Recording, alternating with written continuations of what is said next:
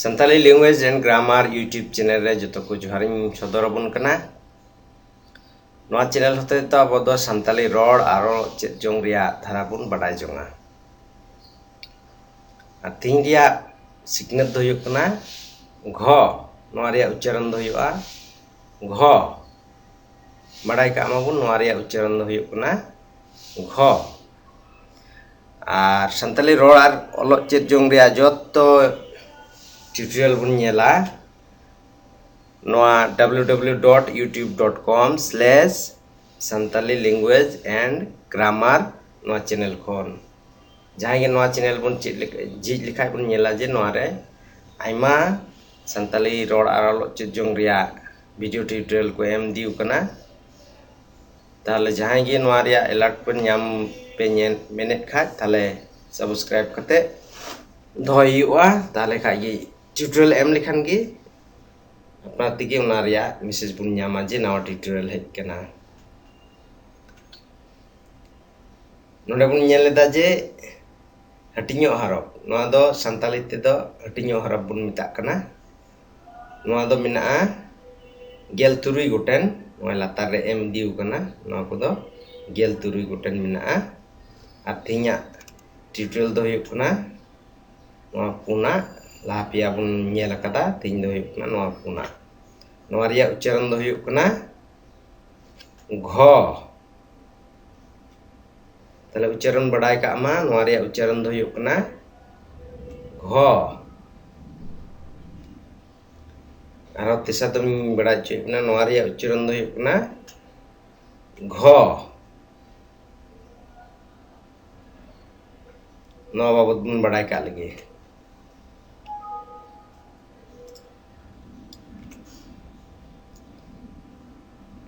gho do Santali hatinyo harap kana English do consonant bun metak kana ar noa gho harap te do Santali sabat menak tabona noa gho do Santali grammar re sabat benaw se jodaw re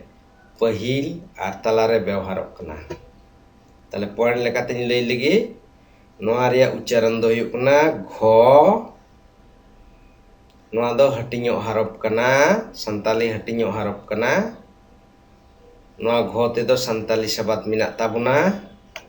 ar noa gho do Santali sabat ria pahil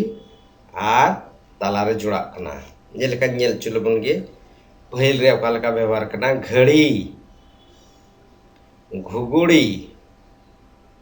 घंटा ar tala re noy ବ୍ୟବହାର kana aghar nongka aima Santali sabat menak tabona oka dobon ror da kintu grammatically nongka all jokhat abo do khub gibon bujhaw nyama je oka re ବ୍ୟବharok kana tahle olok dhara re babon laha len khat oka akor oka re ବ୍ୟବharok kana ona do babon atkar dareoga ror ma joto hor gi Santali bun ror kintu olok dhara do mitte kata jokhon arab bun type se bun ola un jukhat gi bujha'a je pahil ar tala re noa ko Santali sabat to ବ୍ୟବharok kana